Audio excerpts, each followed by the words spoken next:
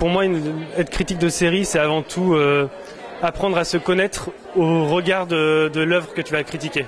Tous critiques de série, c'était une super conférence qui nous a un petit peu laissé sur notre faim. Je me considère pas comme un pro, j'essaye d'écrire de manière un peu professionnelle.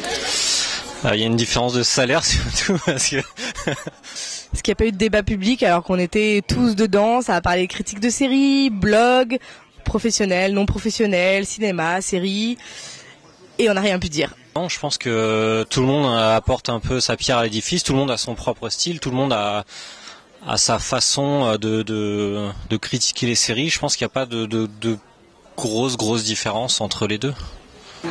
Il y a peut-être au départ une petite différence en termes d'université, et peut-être des gens qui ont fait des études littéraires auront peut-être une plume un peu plus développée. Après, il y a des gens qui naissent bons en écriture, des passionnés de cinéma et de séries, ils pourront autant critiquer une série à mon avis qu'un professionnel. Donc non, pas tant que ça dépend de l'article en fait. En fait, j'ai l'impression que la critique professionnelle de série est pas encore tout à fait développée. J'ai l'impression que de toute façon, les journalistes séries traitent pas que de la série ou qu'en parallèle, ils ont de toute façon des blogs. Donc, j'ai l'impression que c'est un monde un peu en formation et que du coup, ça bouge un peu de partout. Et est-ce que tous critiquent de série à partir du moment où on écrit et on essaie de rationaliser? Oui. Qu'après, les débats les plus intéressants qui auront le plus de validité et d'intérêt, ça viendra des spécialistes.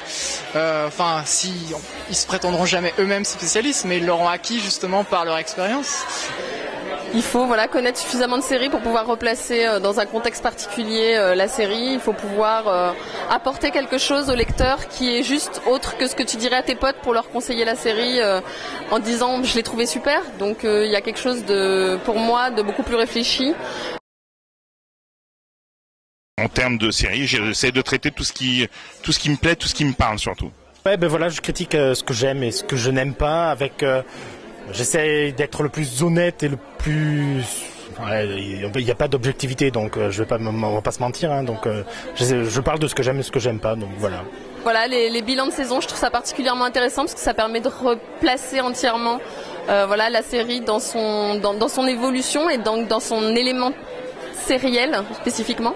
Pas faire épisode par épisode. J'aime pas les récaps, donc je préfère attendre d'en avoir quelques-uns sous le coude ou d'attendre des fins de saison, d'avoir un bilan de saison pour pouvoir mieux parler et en intégralité de ce que j'ai vu et de ce que ça m'a fait ressentir. Je ne fais pas de récap d'épisodes, j'écris sur ce que j'ai envie, si on peut suivre l'actualité, on suit l'actualité, mais c'est pas une obligation. Il y a l'exemple de Game of Thrones où j'ai dû écrire plusieurs critiques pour plusieurs sites et il y a différentes contraintes en fait selon les sites. Sur Metro News, j'ai des contraintes de nombre de caractères, pas sur Première par exemple, et sur Télé Loisirs, j'ai dû faire un style un peu plus humoristique que les deux autres sites. Donc oui, selon le site, selon la ligne éditoriale, il y a une différence sur la forme et sur le fond des critiques. Je faisais épisode par épisode parce que c'était un peu le modèle que j'ai observé un peu chez plein de gens. Ce que j'aime le mieux, c'est travailler sur les articles thématiques. J'aime beaucoup en fait comparer plusieurs séries entre elles parce que je trouve que c'est ce qui est le plus riche de sens, ce qui m'intéresse le plus en tout cas. Et c'est aussi plus pratique de le faire en fin de saison. Parce que c'est assez compliqué sur un épisode lui-même quand c'est pas le pilote d'être vraiment intéressant sur le fond quoi. Sur le pilote c'est intéressant parce qu'on peut en extraire et se projeter, mais sinon je trouve que sur les épisodes de milieu de saison c'est un peu compliqué, pour moi en tout cas. Et je trouve que les thématiques c'est toujours aussi passionnant parce qu'on voit à la fois comment la société voit par les séries une thématique particulière. En même temps, c'est toujours très étrange parce qu'on a toujours l'impression que c'est très difficile d'être exhaustif sur une thématique. Donc en tant que critique, il y a le côté un peu scientifique de ma personne qui s'interroge sur la légitimité de poser par mes yeux, par ce que j'ai vu comme série, par mon choix, les genres que j'aime. Est-ce que c'est vraiment représentatif de cette thématique-là dans les séries ? Au fur et à mesure, je me suis rendu compte que c'était un rythme soutenu et puis que c'est pas forcément toujours pertinent, qu'il y a des épisodes où t'as pas forcément des trucs à dire et puis des épisodes qui ont une valeur parce qu'ils sont liés à d'autres. Alors j'ai jamais fait d'épisode par épisode. Par contre, évidemment, le pilote En général, j'ai des avis à ne pas suivre. Je réalisais cette année que toutes les raisons qui faisaient que j'aimais une série, en général, étaient complètement déchirées après dans le reste de la saison. Ça a été un drame pour moi cette année.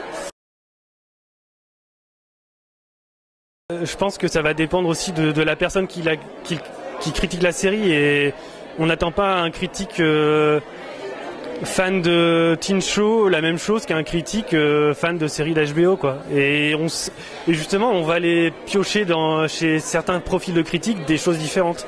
Pour moi, ça dépend du critique. En fait, il n'y a pas de série plus noble ou de série moins noble. Il y a les séries qu'on aime et les séries qu'on n'aime pas. Il y a les séries qu'on a envie de défendre et celles qu'on n'a pas envie de défendre. Il s'avère que j'ai jamais vu Vampire Diaries et donc que je pourrais pas la critiquer, et que c'est vrai que comme j'ai pas envie de la voir, je serais sans doute plus dure si je devais la critiquer, parce que je me forcerais à la regarder. Alors ça c'est la question vache, parce que maintenant après on va me cataloguer.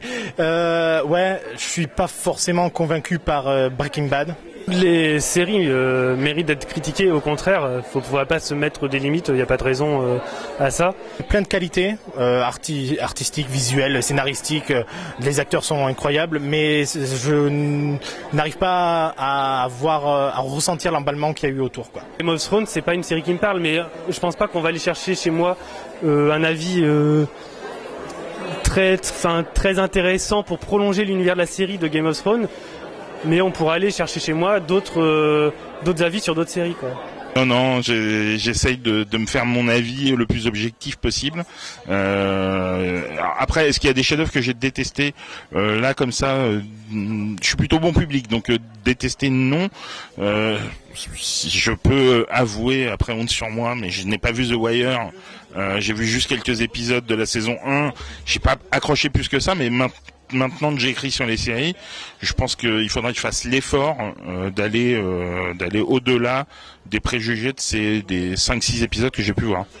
Game of Thrones, c'est pas une série qui me parle, et à l'inverse, je vais essayer de promouvoir des séries comme How Not to Live a Life, une série anglaise qui est assez méconnue, qui est une comédie, je pense qu'elle est une des meilleures comédies de ces 10 dernières années.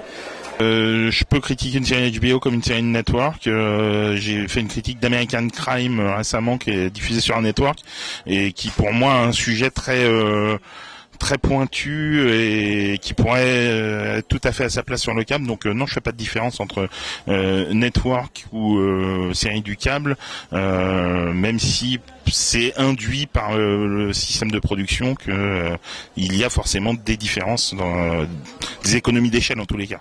Je pense qu'il n'y a pas de... C'est pas la série qui a un titre de noblesse, c'est le critique qui se met dans une position de jugement ou pas.